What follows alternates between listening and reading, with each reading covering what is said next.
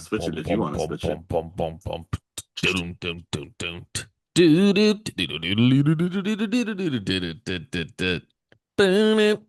Actually, let's just switch it to that.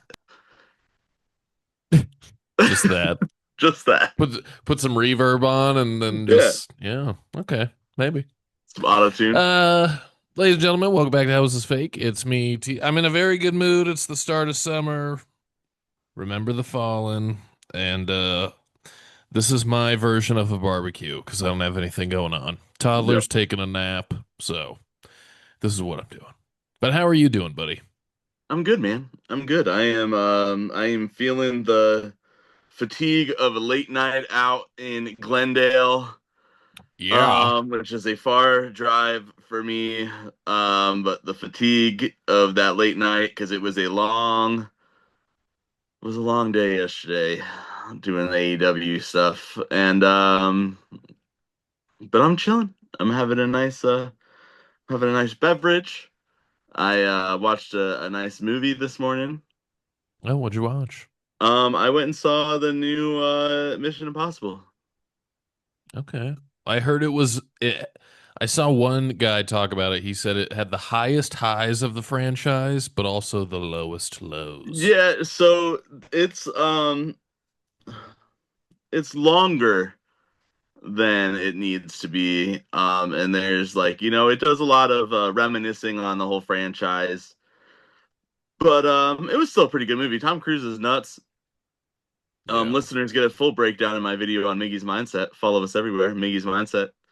Um, but yeah, no, it was good. It was good. I how old is Tom Cruise? Because here's this scene in here, right? He's pushing 60 at least. There's this scene where 62 years old. Now, this Jeez. man is 62 years old and getting one. That's why some of this is hard to believe. But at the same time, if I didn't know the man did his own stunts, I would have been shocked because he's 62 years old. Well, I guess wow, Haley Walking on Atwell's an airplane. walking on an airplane. But Haley Atwell's 43 years old. I guess when you're in your 30s to above, it's not really bad if you are like, well, I guess it's not bad. I don't know what I'm trying to say. You just pulling Haley Atwell at 62 years old and jumping around on an airplane while it's moving in the sky on the outside of an airplane. Hats off to Tom Cruise is all I'm saying. Tom Cruise's character Ethan, at least.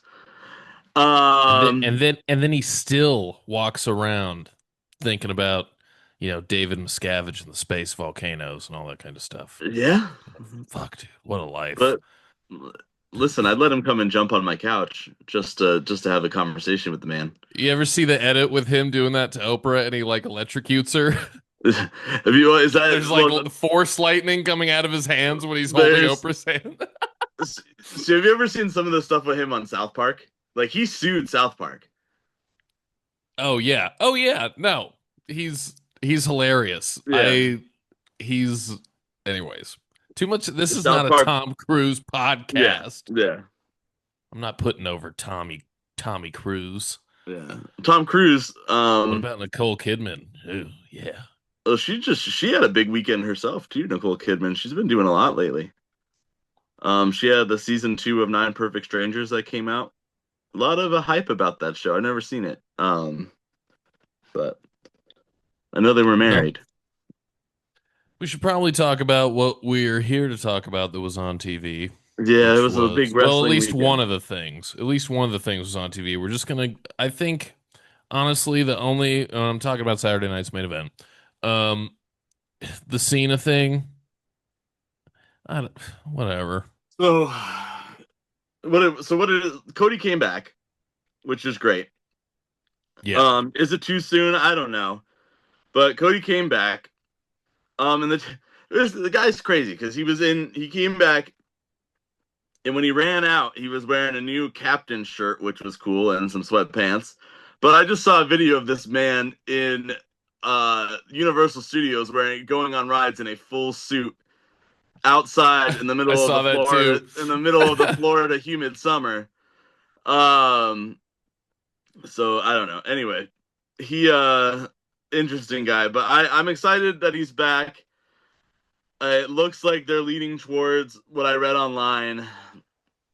They're leading towards a 6-man tag. You're gonna A have 6 man. a 6-man tag leading up, Oh. um, which will be so. I hear me out because I don't know how I feel about it, but Well, it's for gonna which be event? Where's the 6 man tag gonna be? it's probably gonna be SummerSlam, Okay. which we're in August. So well, I guess no, I can't. I mean, it'd be too far for it to be SummerSlam. So what's next after? Well, Money in the Bank, you have this tag match. Yeah, which I guess Money in the Bank doesn't need a Crown Jewel or whatever the Saudi show is. I don't know then because I could see them doing Backlash, you have Battleground, they just did Worlds Collide this Saturday. Night of Champions. I could see them actually at the next Saturday night main event doing it to get especially with it being on an NBC and that's in July 12th. Hmm. Um you got what's it called? Cody, Jay Uso, and Bad Bunny, Logan Paul, John Cena, and Travis Scott.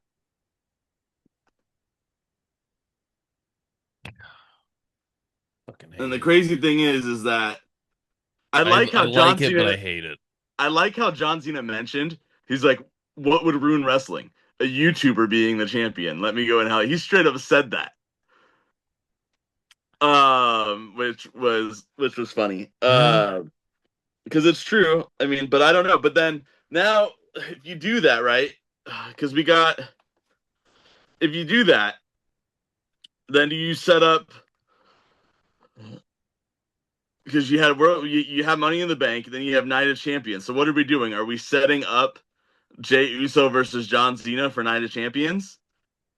But then what I then think Cena's gonna like the whole point of him like taking Jay's title was like yeah, he's ruining all of wrestling, not half of the world championship title picture. So I actually when he came out and I was like and he started whooping on Jay, it's like, yeah, that's what John Cena would be doing if he wanted to ruin all of wrestling. He'd take all the titles. yeah. And so I think it's a cool man, with WWE moving back to Vegas and it becoming clear that WrestleMania is just another show at this point. Um, it just feels like WWE's getting pretty corporate on me. Like the mom and pop shop got sold, and look what's happening. You got all these changes to wrestle, which might it I guess could be kind of cool, but I don't know. I feel like yeah. Well, And and then you they got not all only these did they have celebrities in the that, title in the main events, and it's like it's not about the wrestling, it's about the celebrities and part timers, and that's what we were pissed about Vince at during the whole Brock Lesnar's champion yeah. era, and it's happening all over again. Well, and look at it this way, okay? So we had that happen. WWE had a huge weekend, and just so hear me out, and then I'm gonna get to my point. WWE had a huge weekend. They had Saturday night's main event, which was on NBC live on Peacock. All of this viewership that was there for people to view. They had two big things happen. They had the John Cena match, the John Cena thing interrupting the main event, and they had Big Bronson Reed coming back, which doesn't make sense to me either because No, we'll probably hear ju- more about that tonight. the whole reason that Bronson Reed yeah, I'm sure that they'll say something on Raw. Those of you not knowing we're filming this before Raw tonight. We're taking Uh advantage of the holiday. exactly. Because your boy has to get to bed pretty early tonight. He's got a busy work day tomorrow. And I wanted to start drinking early, so Yeah. So, which doesn't make sense to me too, because the whole reason Bronson Reed was in the uh, what's it called thing?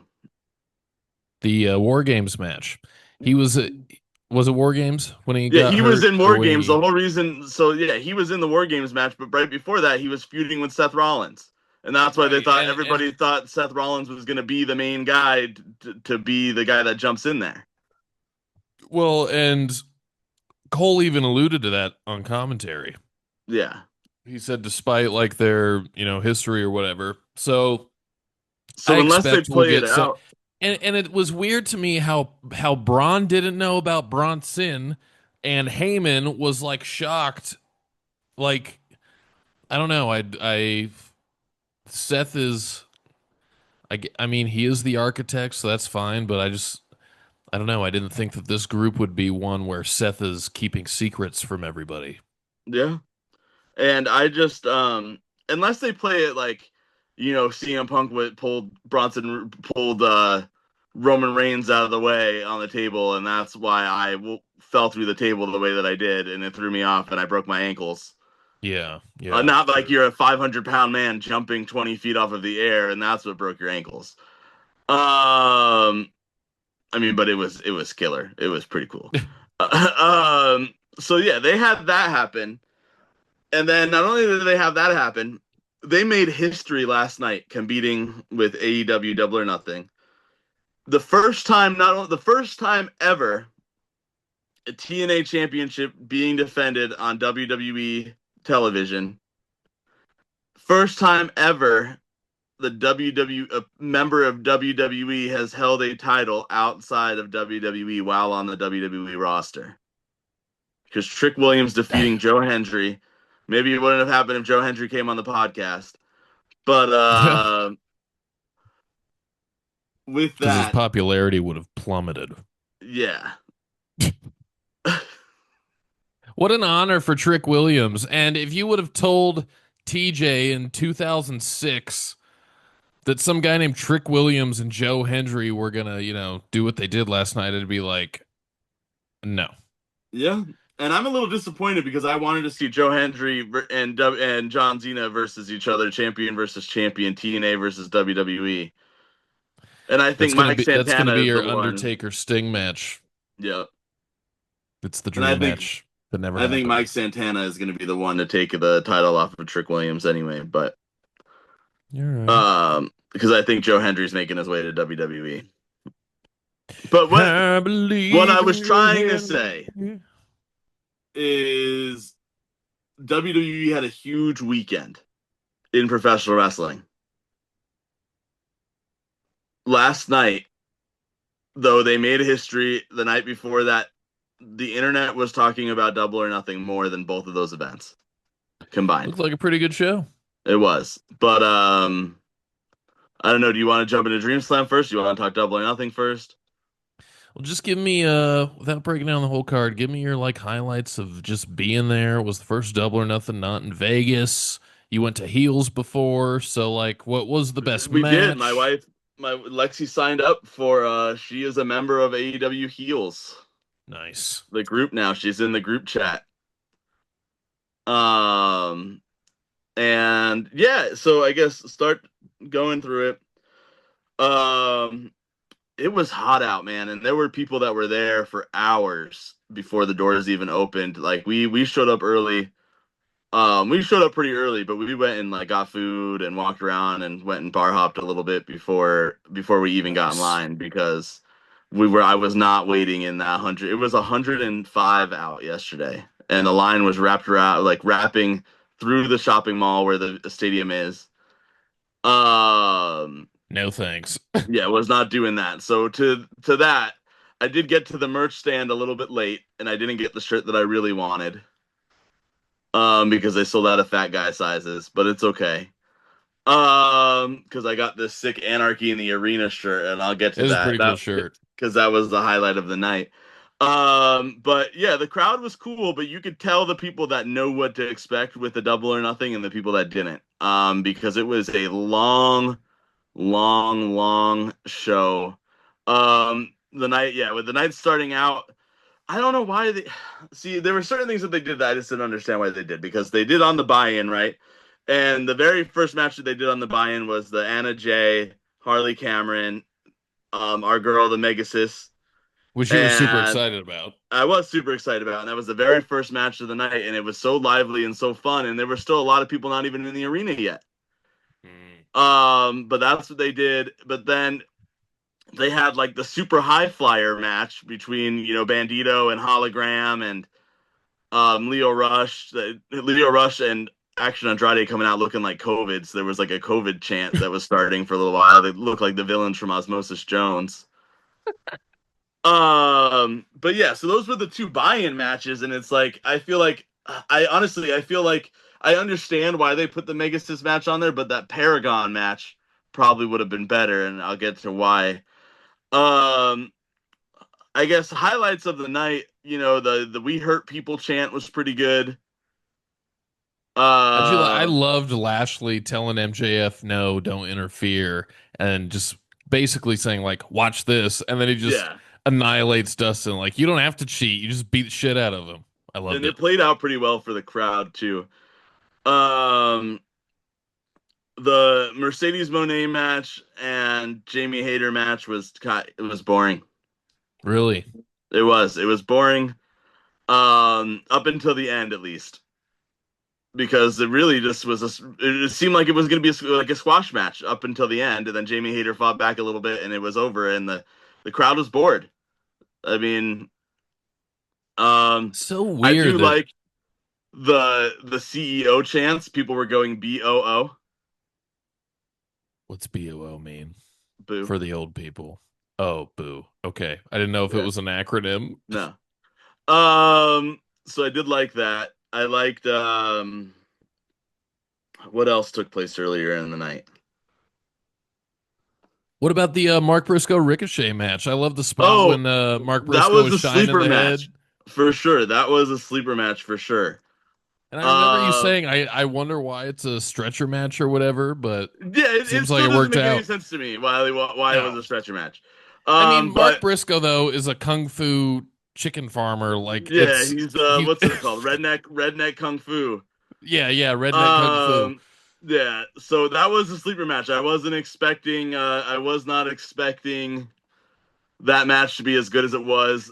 The bald chants are a little out of line, though, guys. Okay, we don't have if we're gonna shout bald at Ricochet, that's fine. But we don't have to shout bald at every single bald man that there was, because they were doing it to Cash Wheeler. They were doing it to the not Cash Wheeler, Dax Hardwood. They were doing I don't know whatever one is bald.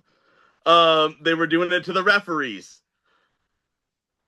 Um, we don't Were need it. We you don't need not it. chanting bald along I with I the people? I wasn't. I was actually hiding my head.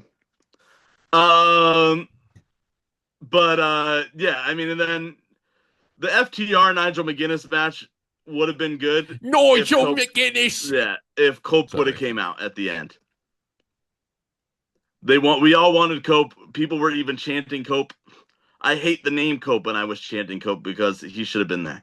They're so desperate. They're saying cope and they didn't want to. Yeah. Um, let's see. The whole arena smelled like feet when Speedball came out. So nasty. Um, Next time we have a wrestler on, I want to ask if they've ever wrestled anyone that doesn't have any, shoes on yeah. and ask about the experience they've had with that cuz I would fucking hate that. But yeah, it was. I mean, it was. So that was the bathroom break match. Not gonna lie, Okay. that's when I went to go to the bathroom. But I caught the end of it, and a lot of flippy stuff. It was pretty good. Um, Tony and Mina, we knew what was gonna happen there. I wasn't expecting the kiss. I got a big reaction from the crowd. But I wanted to talk about the last three matches more than anything else. So, and this is Okay. where I talk about the people that don't know what happens at a Double or Nothing event. AEW pay-per-views are long. They are long, and if you're not watching it at home to get up and like do whatever you're gonna do in the background, you start to feel it. And for some reason, for a few different times, they don't do the Anarchy in the Arena at the end of the night. It should be the main event, because that's where the crowd is going absolutely insane, dude. And it was insane. Did everything happen that I think was gonna happen? No. It was cool though. The whole Samoa Joe and Claudio fighting at the very front or at the very beginning was in our section. Nice. So that was cool. Um and then all over, but it's so hard. And I don't know if you watched the whole video that I sent you, the one that I posted on TikTok. Yeah. It's everywhere, so it's so hard to you're like You don't everywhere know you where to look look. there is pure anarchy. And that's what I love. This is my favorite match to watch live. It's the whole reason I like to go to Double or Nothing. I can imagine it's just like the best parts of Joey Janela's spring break when we went for Sabu's All last together. match. And Mm-hmm. that's the whole match. Just the hype that was Um, Sandman and all that kind of stuff. That's the energy during the whole match. the whole match. Everybody is on their feet Nice. chanting. A guy tried to bet everybody $10 that John Moxley was gonna bleed. I should have took him on the bet because I this dude bleeds every single time except for this damn match. Um, the Everybody wanted Eddie Kingston at the end.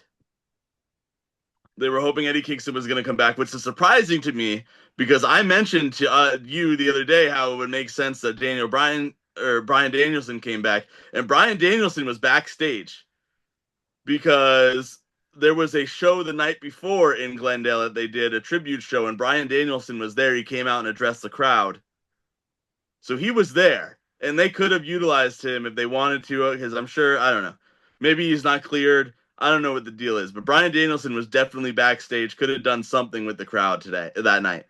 But yeah, absolutely insane. Didn't care for the ending that much. I wanted something a little bit more. There was hardly any crowd reaction to Hook. Yeah. Um, How was the reaction to Tanahashi? Insane. Yeah. I was not expecting that No. Because at why all. would New Japan Pro Wrestling, who has a competitive pay-per-view with AEW called Forbidden Door, be on Team AEW? That's like Yeah, McDonald's being on Team Burger King when they're going up and against whoever. I'm sorry. Never mind. you're good. Well, that's what I was getting to. The fact that you put that match before everything else wears out the crowd. So then you threw in this, the Don Callis versus the Paragon after it, and people were falling asleep. Like Wait, nobody was paying attention Osprey to it. and Hangman weren't after Anarchy in the Arena? They were, but Oh, not they were, okay. but they threw in a middle match, Ow. and the crowd was just dead. I mean, you've kind of felt bad for Adam Cole and the Paragon and the Don Callis guys. If it wasn't for Tanahashi coming out to revive the crowd up a little bit, but also, you know, it's hard when a lot of there were definitely people there that had no idea who Tanahashi was, Well, I say that and about AEW wrestlers all the time. yeah, and so that was cool. But then I don't know. We'll see what happens. But yeah, it's got to be for Forbidden Door. Um, but then you had the main event, Hangman and Will Ospreay, which was great, but it was annoying Why so? because it went on to way too long. And the amount of false Mm, finishes that there were, like people were like, "All right, come on, we want to go home." Like people were chanting, "We want to yeah. go home." Y- They gotta learn, man. Um, And so that was we know they can have long matches. I remember back in the day, bro, when Hangman and Danielson went an hour on a random ass dynamite. You remember that? yeah, Fuck. That was a killer fucking match. No, they did that. Did they do that once or twice where they went twice, like an hour? yeah, twice. Mm. Um, but I mean, they could have cut two matches off of the card and Yeah, that's significantly true. got rid of the fatigue. Like, I don't think the Hurt Syndicate match needed to be on the card, and I don't think the Nigel McGuinness FTR match needed to be on the pay per view. All right. Um, But but overall, it was a good experience. overall, it was great. I'm hoping that I really am hoping that with WWE deciding to do Vegas again, that means that Double or Nothing will be here. Okay, that would make sense. Because yeah, I mean, honestly, this whole our WrestleMania trip was a bucket list trip for me, right? And it was some of the most fun I ever had. Double or Nothing was a better show than both days of WrestleMania. Oh, bro, 80% of shows I've ever seen were better than WrestleMania. Yeah. Only because of So the end, and I hate that. Yeah. So I don't know. It was good. It was really good. And I'm excited to see where it takes it. And I do think that AEW is better than WWE right now. Yeah, I'm gonna, I've been critical of AEW, but I've also been critical of WWE, and I'm kind of in like a flux zone right now. And so I'm excited to see what AEW does to capitalize on Double or Nothing. But you know what else I'm excited for? Well, I do have a question for you Oh yeah, yeah, go ahead. You've I because I am think we're very excited to find out the same to talk about the same exact thing. What I could want to that know be? I want to know who won between Nacho Daddy and El Hijo de Super Ramses Jr.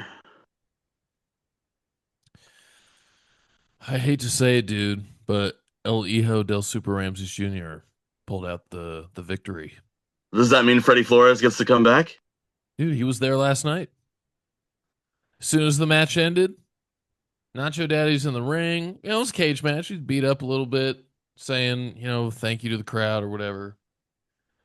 And dude, Freddie Flores, because and I forget the manager's name, but his manager came out and basically helped El Hijo del Super Ramses Jr. take the victory. Right. So Freddie Flores came back and he back in DreamSlam. So we're gonna see what happens. Next show is in July 6th. That's the third anniversary show. So I'm looking forward to that. Um, dude, the whole night was pretty fun. Whole night was amazing. Made some awesome connections. Met two brand new friends of the podcast, Brian and Michael. Shout out to those guys. Uh, if I had friends of the podcast stickers, I would have given it to them probably first because I think they just deserve it. But we also saw Raymond Bright. Dude, dude's MYD. amazing. I Dude's did see those amazing. clips. He tagged with Barbie Boy Okay. and the DRE. And dudes, so this match, right? It's there. Every match is in a cage, and this is a trios tag match. Like, and it's pretty. It's tight fit at Gamecraft Brewery in Anaheim. So I'm like, are they all just going to be in the ring at the same time? Nope. It was regular tag rules, even with the cage. So, so you had the four guys on the, you know, on the apron.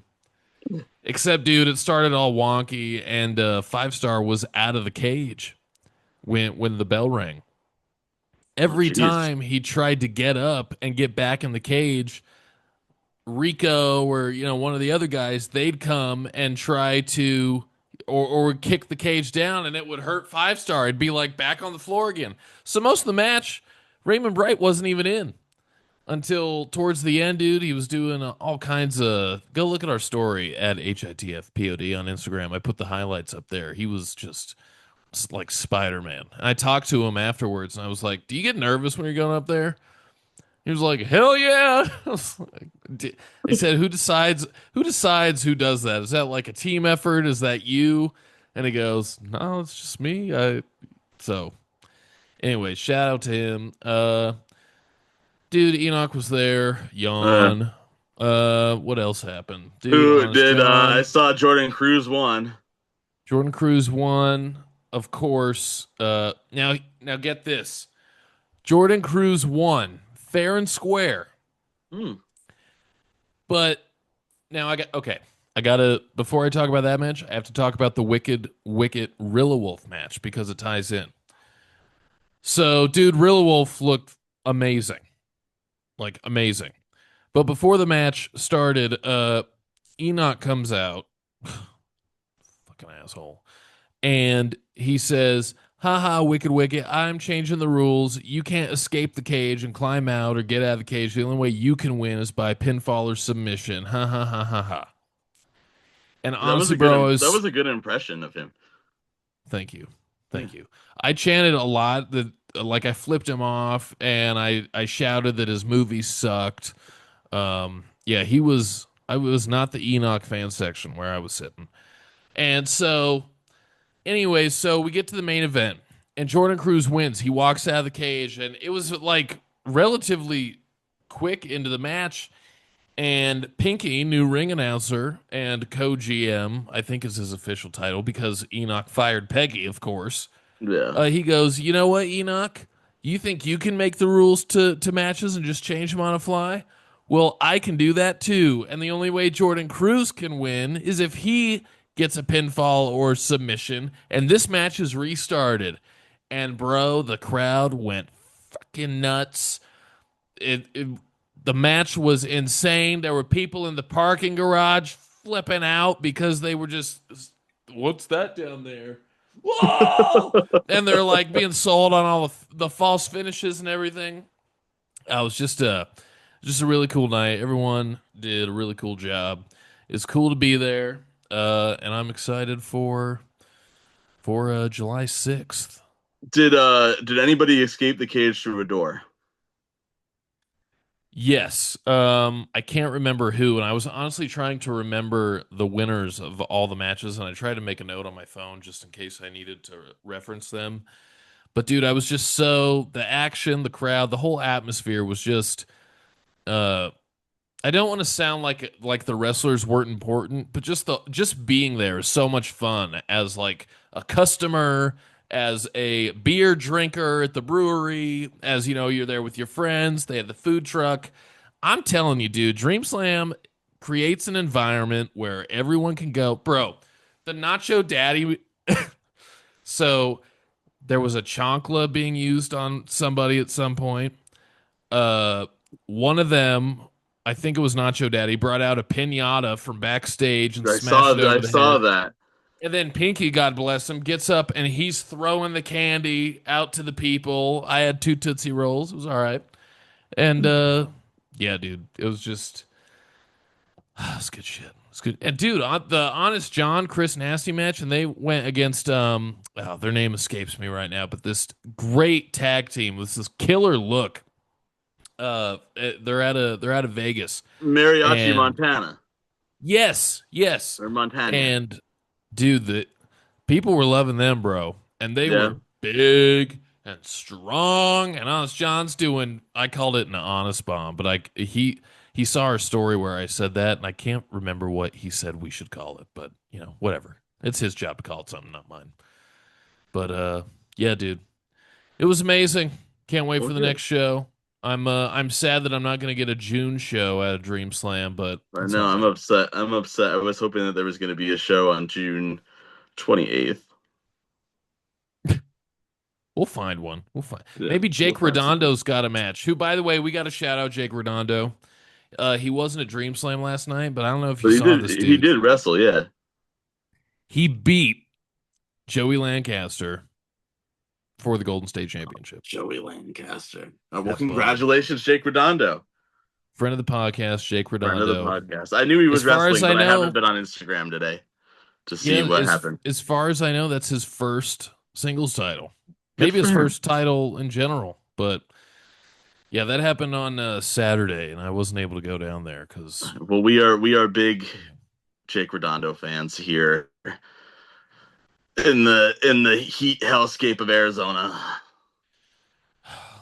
I'm sorry, buddy. It's like 75 outside here, nice It's little so breeze. nice. And I I had gotta the go clean windows my open before backyard. I started the car. Oh, I oh. I have to go clean my hot pink grass backyard because I decided I wanted to watch a movie this morning instead.